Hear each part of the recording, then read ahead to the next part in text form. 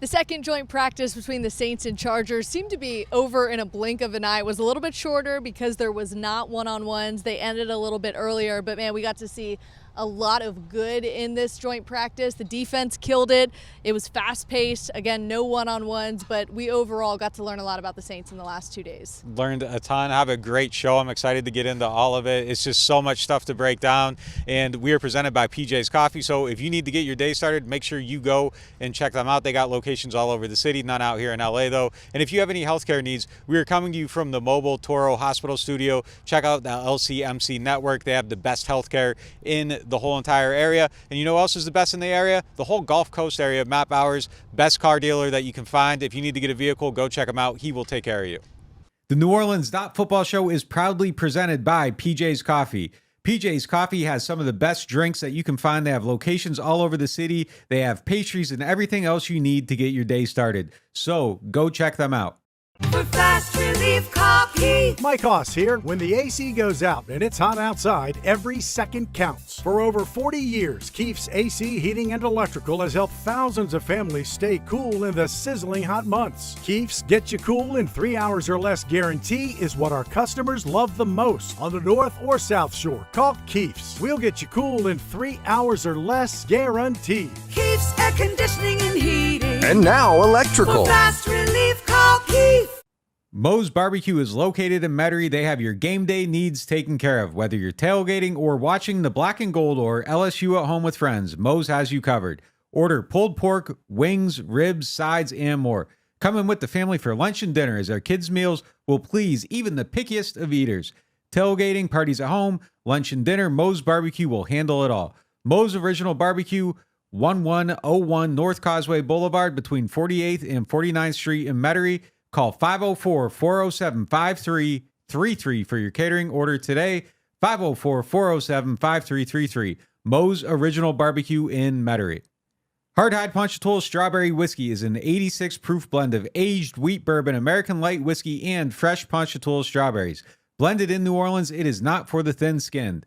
Look for it in your favorite stores, bars, and restaurants. You better call Botto if you need legal help with any of the following: car wrecks, offshore injuries, 18-wheeler collisions, maritime and Jones Act hurricane and storm claims.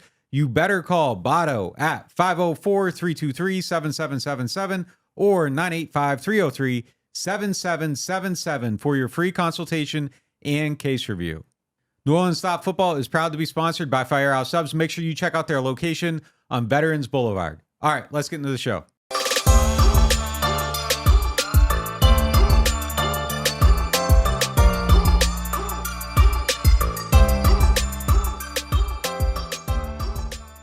Let's get into our lead topic, presented by Friend and Company Fine Jewelers. Go check out their new engagement salon, and while you're there, ask them about their fleur-de-lis earrings and necklace that you see I have on now. They are specially priced for our NOF listeners. All right, it was a little bit of a scary sight to see to start practice. Marshon Lattimore exited 7-on-7 in the early portion of that drill. He had his left leg heavily wrapped in one of those like soft gauze padding that is usually holding ice. I would assume that he had ice under that gauze, and then that gauze came off probably about 20-25 minutes later, and he had no pads on and was walking around on the sideline with the defense for the rest of practice. He never came back on. Scary when you see your starting corner off to the side like that, but as head coach Dennis Allen said after practice, he doesn't think it's anything serious. Even scarier when the starting corner is Marshon Lattimore, yes, the most important person on this team who's just been playing out of this world throughout camp. DA did say he doesn't think it's a major issue. I checked in with other people just to make sure that we weren't getting, the soft team spin or whatever. They didn't think it was an issue. We'll see, though. He's going to go get checked out. But I think when somebody hurts their knee, they stay on the sideline, they don't go inside, they're walking around. Right. Odds are it probably isn't a massive issue, but it's Marshon Lattimore, so anything that happens to him, you got to be, it takes you aback a little bit. We didn't get eyes on what actually happened, but when we talked to Dennis Allen after practice and tried to get some more details, he's of course going to keep some of this stuff close to the vest, but he said Marshon planted and felt something, so he came off to the side, very precautionary.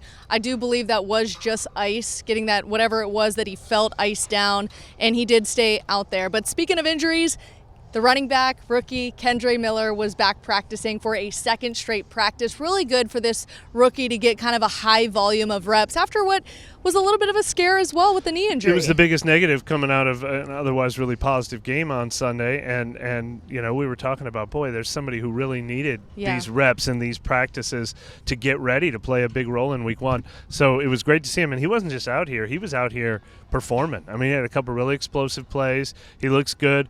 Observers who haven't been watching this team a lot were talking about, like, wow, he looks like he can play, and which is the same observations we were having in camp. So lucky for him, that turned out to be a hiccup. I don't know if that means we'll see him in the game, if there is a game. But you know, obviously great, and you know, he'll be there in the joint practice against Houston too. Obviously great for him after, you know, probably our biggest concern heading into these practices in LA. I didn't think we were going to see him out here at all. We saw him looking good. Yeah, definitely good to see Kendre Miller out here and, of course, getting a lot of those reps. I don't think we're going to see Marshawn Lattimore either in the second preseason game. We actually might not see any of the ones at all. And, again, if this game even happens with Hurricane Hillary barreling down. But let's get back to practice and our moment of the practice presented by New Orleans Hamburger and Seafood Company. For me, it was on the defensive side of the ball. That's where I was pinned up for the entire practice, watching the Saints' 1s, 2s, and 3s defense. For me, it was on second down, Marcus May in the middle of the field almost picked off Justin Herbert. He just read it perfectly, knew exactly where he was going. Just missed it barely for it not to be a takeaway, but he was there for the bat down to bring up third down. To me, it's really been impressive to see Marcus May just kind of look comfortable in this defense. Of course, it's his second year entering with the Saints. He dealt with injury when he first joined the Saints, and then, of course, the off-the-field stuff and trying to find chemistry with Tyrann Mathieu. It seems like it's there and that he's getting along with this defense and the new defensive coaches. And with a lot of new, you don't necessarily expect that to happen right off the bat, but it looks like Marcus May is honestly kind of turning into a leader. What was your moment? Yeah, you just read me in the pocket and jumped my route. I was going to go with the same one. It was a great play. He looked awesome on that play. I've liked how he's looked throughout this. He got beat yesterday. I saw a video on one-on-one pretty bad, but outside of that, I thought he looked pretty good throughout these practices. Looked great today. So I'll go with Paulson Adebo, though. He had a couple pass breakups. One of them was on a go route down the field. He was really, really physical today. Just made a lot of good plays. We saw one on the other side of the field where he pinned the guy to the sideline. I thought it was probably his best practice at camp that I've seen. And as you handicap that cornerback race, like, one day it feels like Alante's coming up. The next day it feels like Paulson. This was definitely Paulson Adebo's day. And I thought he maybe hammered home his case a little bit the way he needed to in these practices. While we were watching the defense, Mike, you were over there watching the offense. What was your moment? Well, the play of the day was a beautiful touchdown pass from Derek Carr to Juwan Johnson, 35 yards right behind linebacker Eric Kendricks. I'm going to talk about Johnson more later. My moment, though, like all-encompassing, I'm going to go a little negative. Chris Olave has just been the star of this camp. He's done everything right from the first OTA to every practice. He was looking great on the other field today. It was kind of weird, a little taken aback to see him have a little bit of an off day. He still caught 3 balls in team drills, including a good one, but he dropped a pass in 7-on-7. We saw him with the drop in the game. Those feel rare. And then he had one just clear knocked out of his hands that it looked like he had secured by the cornerback, and then he went up high on one that Derek Carr probably underthrew a little bit, but he won it at the high point and then hits the ground and the ball comes loose. Actually thought he might have injured his shoulder for a minute. It was a scary moment. He came back 2 plays later. But it was just weird to see those things that we were talking about were the one kind of knock against him last year, and we've talked all offseason about how he's gotten rid of all that stuff. So I think we have to address when he had a day that everything, you know, he's human. Right. But I think we've still got him as a, you know, camp MVP right alongside Marshawn Lattimore. But just worth watching that Chris Olave actually had a tough day. It can happen. I think it's important to note, too, that guys like Michael Thomas can have good and bad days, as especially with Michael Thomas. He is working back from injury and a ton of time off. As we mentioned in practice number 1, he looked really good. Michael Thomas seemed to be getting out of his breaks better. He was moving around the field a little bit more comfortably and faster and was quite honestly beating some of the Chargers secondary guys. But it didn't sound like he had the best day. Just kind of a quiet day. He was targeted 4 times, caught 2 of them, a slant and a short contested catch. The other one was batted at the line of scrimmage, and one, J.C. Jackson undercut his route. Felt like it was a little underthrown. You don't know for sure what happened on that play, but just kind of a quiet day. He wasn't getting targeted a lot, which I guess maybe suggests he wasn't getting open a lot. But since Derek Carr completed 13 of his first 14 passes today, he was finding other guys, including a lot of Juwan Johnson, a lot of Alvin Kamara. How many passes did Carr throw today? Do we know the number? He finished, I had him finishing, he started 13 of 14 and finished 13 of 18. You can add one more if, I didn't count it because it looked like he treated it like a free play when there was a flag thrown and he just kind of threw one up for grabs. So it was either 13 of 19 or 13 of 18. So he got targeted on about 20% of the passes. I mean, that's a pretty, that's not a bad day. None in his 7-on-7 throws either. But I mean, there seems to be this like weird expectation that the guy has to get open on literally every single play to have a good day. And if you get the ball thrown to you like 3 or 4 times in a game when you're throwing 40 times in a game, like that's a decent number of targets. So I don't know. It feels like the expectation for Mike Thomas has been a little bit outlandish. You don't have to win every route. You're going to lose most routes. If you focus in on anybody for a whole game, they're going to get open a handful of times. They're going to get seen a handful of times, and then they're going to get the ball. So I don't know. I think Mike has had a good time out here. Like I thought he's looked good. I'm more high on him than I was before. DA kind of talked about it too. Said, hey, look, like he's getting better. He's getting open more. He liked how he was coming in and out of his breaks in these. And I saw the same thing. The video's out there. It looked good. So I don't know. I feel better about Mike coming out of these practices than I did last year out of the Green Bay ones when he just got blanketed the whole entire time. Well, correct me if I'm wrong. Michael Thomas is still on a ramp-up period. I know he's going to tell us that he's going to be out there as much as he can, but it does still sound like the coaches have him on some sort of a snap count or are monitoring him.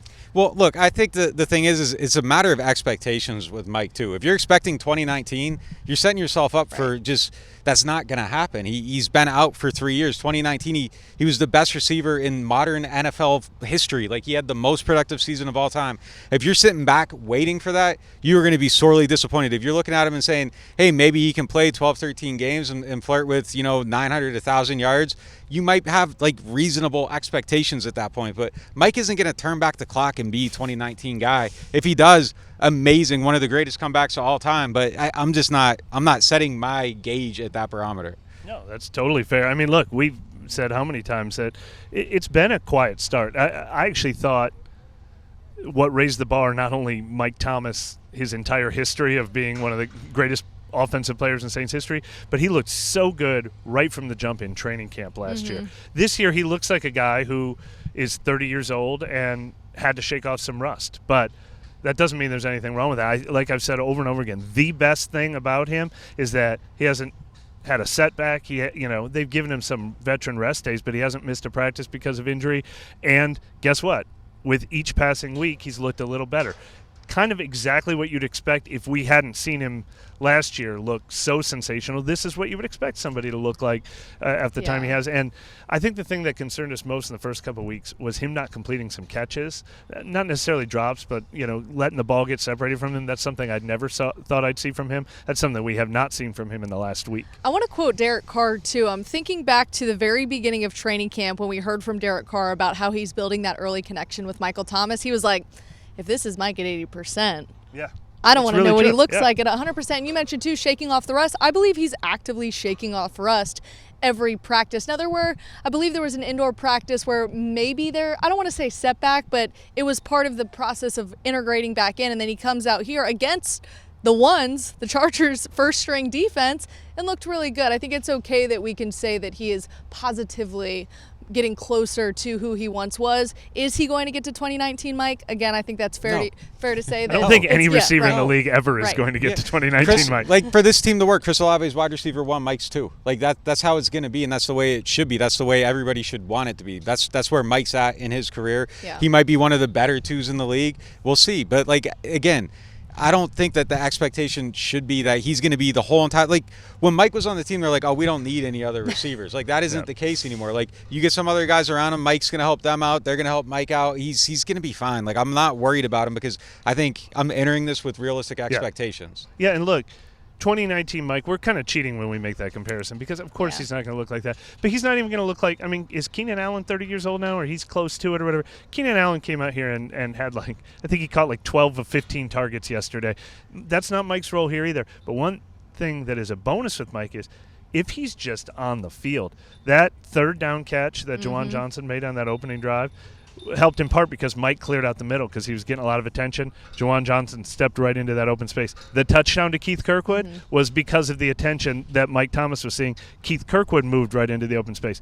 Just put him on the field, and that's going to help no matter how much he's actually producing either way. And if he also produces at close to his old level, even better. Yeah, it just kind of feels like we've entered this space where it's become this thing where like we're gonna like dissect every single incompletion to Mike, and it's just like just let the guy like get into the season and see where it's at. Like this like day by day barometer stuff, like it's crazy and it's unfair. I know Michael Thomas is the hot topic, but I do not want to undersell just how good this Saints defense has looked in now 1 and 2 joint practices with the Chargers. They have completely stacked days. They did not allow the Chargers' first-string offense into the red zone in back-to-back days. There was one touchdown with the second-string offense, but to me, that was the only play I saw the entire defense take off.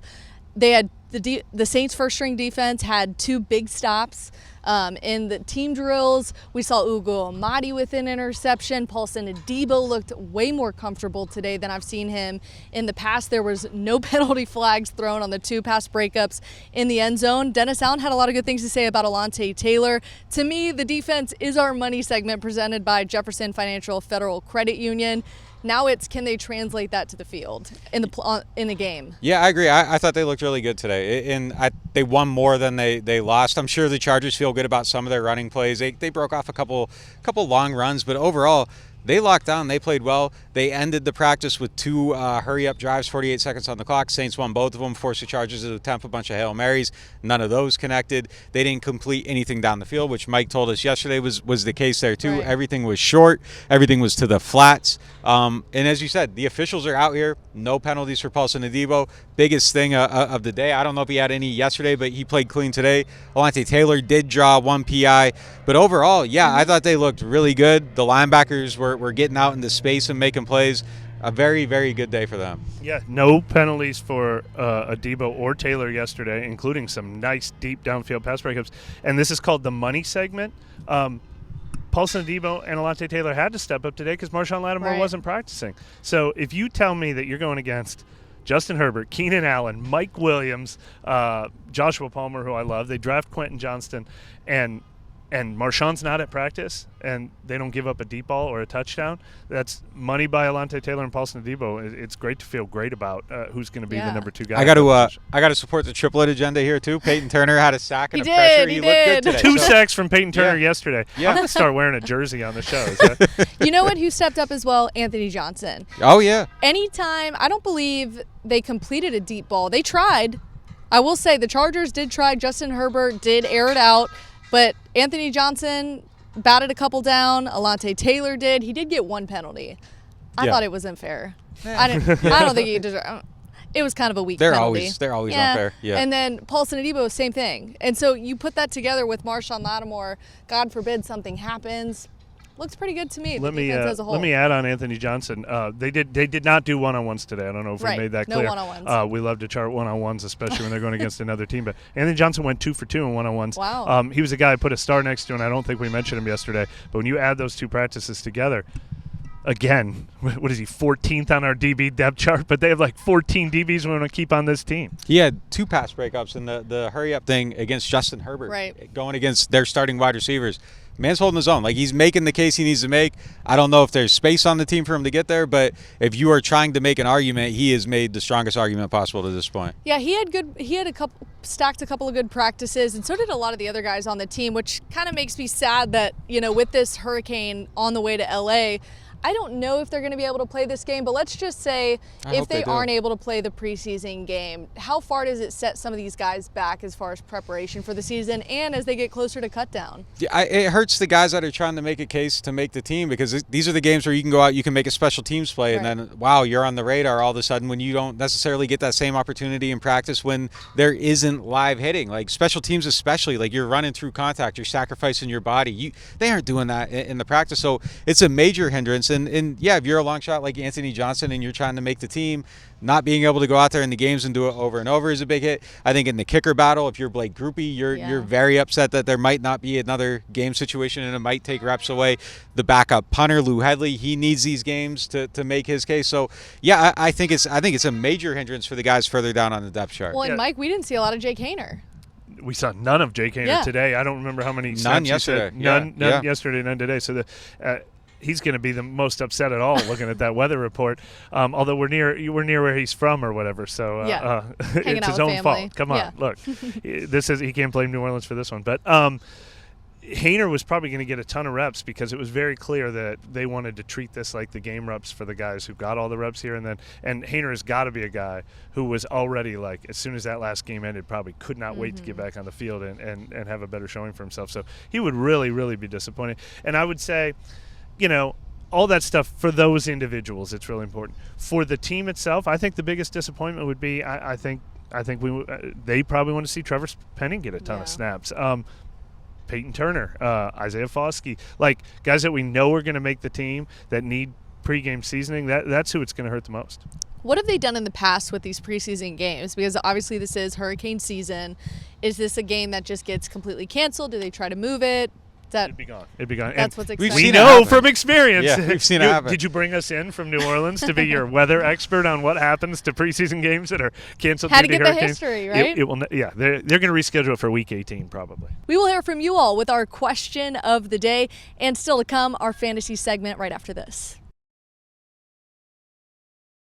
Now, at New Orleans Hamburger and Seafood Company, get our $10.99 shrimp remoulade combos with zesty shrimp remoulade and fried shrimp or catfish for only $10.99. And did you hear? Soft-shelled crabs are back at New Orleans Hamburger and Seafood Company. Are you tired of renting and ready to own your dream home? Contact Jefferson Financial Federal Credit Union, your trusted source for home loans. Our competitive rates and flexible terms can help make your home ownership dreams a reality. If you're a first-time home buyer or looking to refinance, our experienced lenders are here to help. Our online application process allows you to apply on your schedule. It's quick, easy, and convenient. Visit us online at jeffersonfinancial.org to learn more. Federally insured by NCUA, Equal Housing Lender. At Turo, we were born for moments like this. From bringing new bundles of joy into the world, to delivering what new mothers need to stay healthy. Born to keep hearts beating strong, and to keep seniors active and healthy for years to come. Because at Turo, we deliver more than babies. From heart care to cancer care, and newborns to seniors. At Turo, we're born to care. Martin Wine and Spirits is home to a selection of hand-picked barrel select bourbon, whiskeys, and much, much more. They are family owned and operated since 1946 and specialize in wine, spirits, gourmet food, gift baskets, catering, and tasting events. They have many locations, so they're never too far away. You can check them out in Metairie, New Orleans, Mandeville, and Baton Rouge, or if it's more convenient, you can always shop online. Whether you're a wine novice or a seasoned collector, you'll enjoy the Martin Wine and Spirit experience.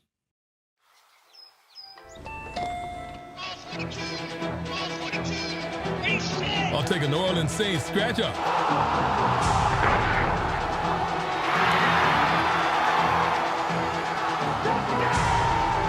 Play New Orleans Saints from the lottery. Just scratch, fold, and punch your way to winnings. Punch your ticket with New Orleans Saints. Win up to $100,000. Enter our second chance drawings, giving you a season to smile. Welcome back out to the Mobile Toro Hospital studio here in beautiful Costa Mesa, California. Do we have to leave? Are we sure? I don't know. They might want to get out of Metairie next year. Like, I'm just saying it's a nice Mike, spot. I don't know. He's the boss. We need to convince him that we need to stay here minus this hurricane coming. Maybe that's what it is. We'll evaluate. Well, we got to evaluate. See what the YouTube numbers look like, and we'll go from there. Yeah. We got to evaluate a lot in these first two practices, which leads us to our fantasy segment presented by the Louisiana Lottery. Mike, who are you higher and also lower on after these two practices?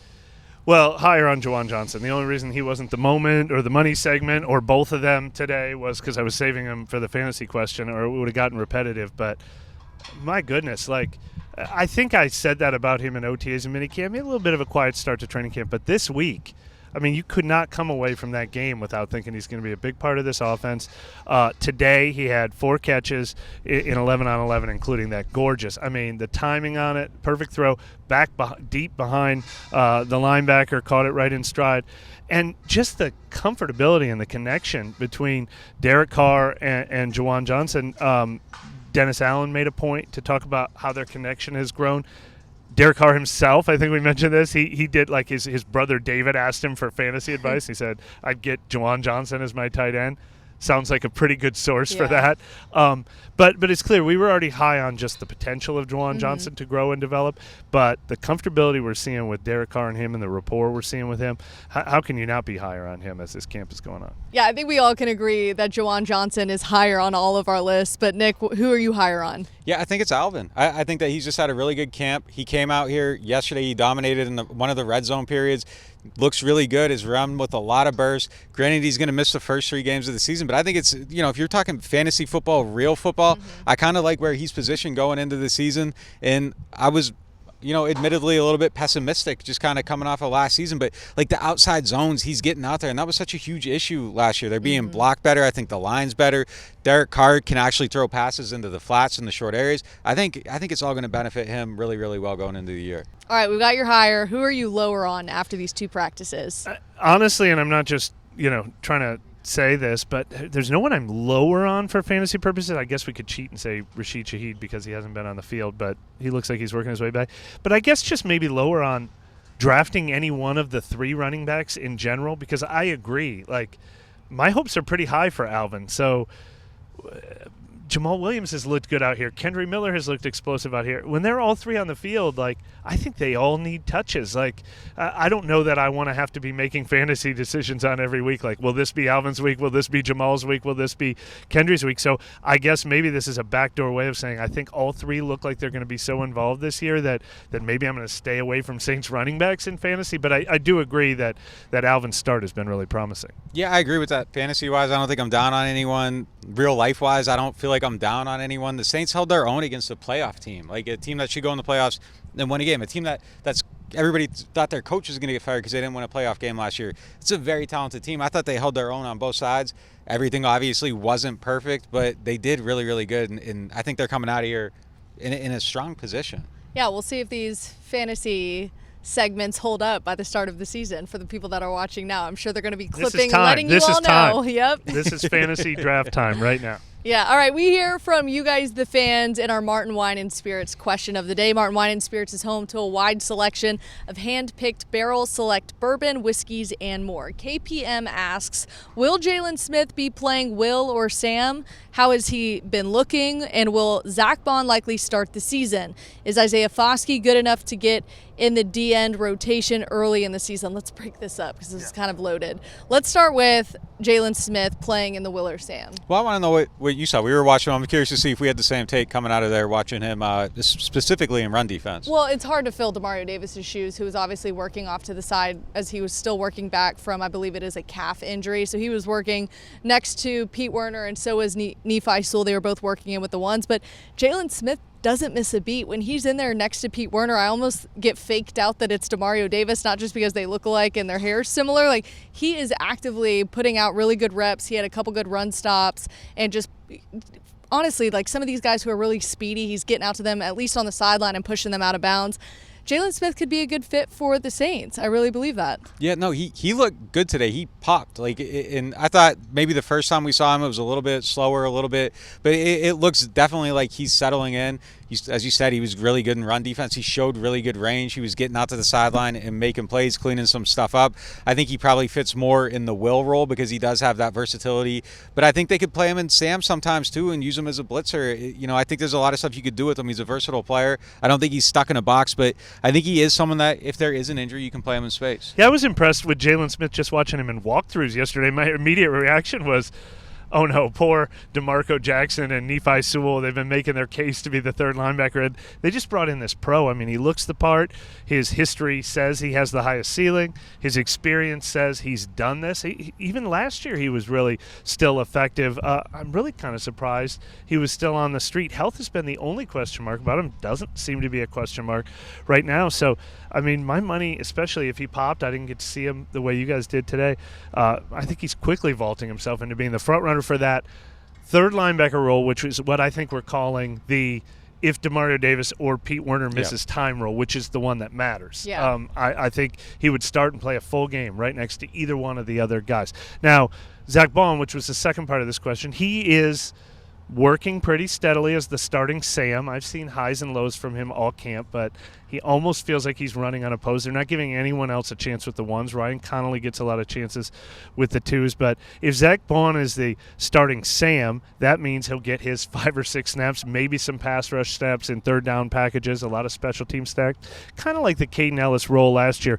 But I don't think Zach Baum would be the guy who gets to play a full game like Caden Ellis did. You think Zach Baum's starting? Yeah, he might, but I don't know that that's necessarily a given. You don't necessarily have to practice in that role, and if you can find a way to get Jalen Smith on the field and that's your best 11, I think you try to do that. It's such a microscopic role, and Zach Baum's upside is so limited. I think that you need to be finding ways to replace him. But the one thing that came to mind is you were kind of going through the rundown there.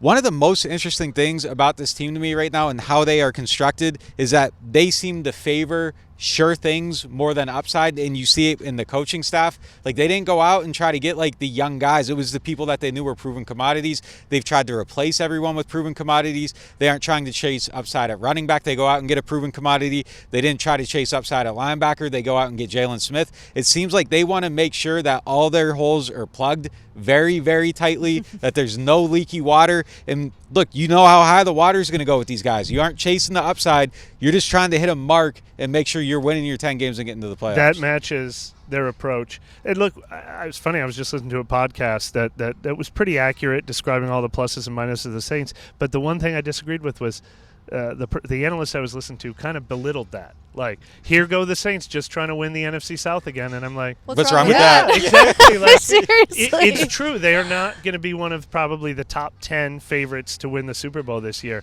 But is there like a bar you have to cross when you decide to go all in this year? Like, because if they are clearly the one team in the NFC South that is most intent on winning this year, why leave anything to chance? Exactly. Why be like, because we're all predicting them to go 10-7, we better not really try to go to 11 or 12 wins. Yes, you should. Like, they are all in. I mean, they went and spent $33 million on their quarterback.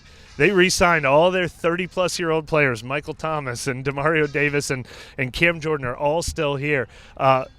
Like, they're trying to win this division. So, yeah, you do not be like, well, let's give Ellis, Merriweather the running back job because he's young and we also kind of want to develop on the side. No, you go in and say, can we get Kareem Hunt? Can we get Darrell Williams? Because they want to win the division this year. They better win the division this year. They're set up to win the division this year. That should be what they're trying to do. And once you get into the playoffs in the NFC with a home game in round 1. Yeah, that's why they should be a top 10 favorite. If you get a home game in the playoffs, you should be a top 10 favorite. Probably 10. You know what I mean? The winner of the South should probably be the 10th favorite, but I don't think it's outlandish. I don't know. Like, I saw commentary on that too, and it's just like, what are you talking about? Like, trying to be a good team is bad? Like, should they aim lower and hope to go higher? Like, no, aim high and go high. They were a bad team last year, and quite honestly, some of these coaches' jobs are on the line, why wouldn't they want to go into the season wanting to win? I get it. Like we've talked about this a million times because we were saying, what should the Saints do? I like what the Carolina Panthers did. They're like, we're going all in this direction.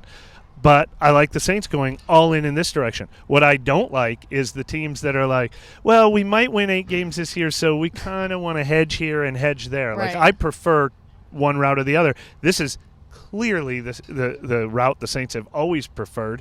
And, frankly, they, barring injuries, they still should have made the playoffs the last 2 years. They definitely should make the playoffs this year. Yeah, it's a lot of these national dudes have been waiting like 7 years to have their comeuppance, so they're just sitting in the cut waiting for it to happen. That's really all it is. They're going to hate on no matter what they do, and then when it finally happens, they're going to be like, aha, they were done forever. But it's like, wait, they won more games than any other team in the league during this period, so I don't know. All right, this last part of this fan question is kind of hard to answer. Is Isaiah Foskey good enough to get in the DN rotation early in the season? Yes. But again, we haven't really seen enough of him. Dennis Allen mentioned in his post-practice interview that he's excited about the guys that they can rotate in on the defensive line. I don't know if Isaiah Foskey is a part of that right now. I don't expect anything from him early in the season. We just haven't seen it. We haven't. Yeah. It's a two-part reasons why, too. We have not seen it from Isaiah Foskey, which I guess is fine. I mean, he can come along at his own pace. But he's also 5th on the depth chart at DE because the 4 guys ahead of him are all playing pretty well. I mean, Cam Jordan, obviously. Right. We've talked about liking what we're seeing from Carl Granderson. We talked about liking what we're seeing from Peyton Turner as their development. And Tano Passanio just had some good plays in practice today. Dennis Allen was speaking his praises. He's just a total pro who – this fits right in with what Nick was just talking about. Like, play the guy who is an experienced veteran pro. You don't have to develop Isaiah Foskey this season. So, barring injury or barring an unexpected light bulb moment for him, I think this is going to be almost like, I don't want to say redshirt freshman year. It's a position where he can play 10 snaps, 12 snaps. Somebody gets hurt, he plays 30 snaps. But, yeah, he's 5th at defensive end right now for sure. I think the biggest part of that, too, is all the guys that you mentioned have been making plays in training camp. Isaiah Foskey just hasn't when he's been in that role. Another fan question, this is not a part of our question of the day, but people have been asking, what's the deal with the kicker-punter situation? Now that we've had 2 days of seeing Will Lutz and Blake Grupe and obviously both punters in Blake Gillikin and Luke Headley, where's the battle at? I think the battle for the punters is versus everybody in the league right now and anybody that gets cut. I don't think it's just between them. I think it's between them and a lot of other people. I think they got to look far and wide and make sure they are bringing in the steadiest person at that position. I thought Blake Gillikin had a solid day today, though. He had a handful of good punts, a couple inconsistencies. Like, you just got to clean that up and get on the other side of it. Kicker-wise, I'm still Lutz. I think Lutz has the upper hand. Yeah, Lutz has the upper hand. I think we could try to chart. Oh, I wish the goalposts were still here so we could pan the camera over. They have like mini goalposts that they're using, and I'm pretty sure Lutz went 11 for 12 today in the mini goalposts, and the only one he missed was a 52-yarder at the end of practice. I think Grupe missed a couple more yesterday. I think we thought Lutz started ahead, and I think throughout training camp, Lutz has maintained his advantage. The only thing with Grupe, though, is, like, even in DA's, like, rousing post-game speech, he's like, Grupe, good job. Like, it was a extra point-length field goal, but that was good for him to prove that he could kick a game-winning field goal. What a dream for the undrafted rookie kicker to get the opportunity to kick a game-winning field goal. I think if he had missed that 31-yarder, he wouldn't have even been back the next day probably. But, yeah, it's hard to see Lutz not winning that job, and I completely agree. I feel like it's probably Blake Gillikin versus the rest of the league. Lou Headley maybe is outperforming Blake Gillikin. I don't think he is, but even if he outperforms Blake Gillikin, that's not enough. Lou Headley, I think, had to blow the doors off and be like, this rookie is so good, we can't deny him. I don't think he's been undeniable. Yeah, and a lot of these questions are going to get answered. Roster cuts are on the way, and the Saints will hopefully be playing in their second preseason game. We will keep you updated on NewOrleans.Football, and we'll see you guys next time.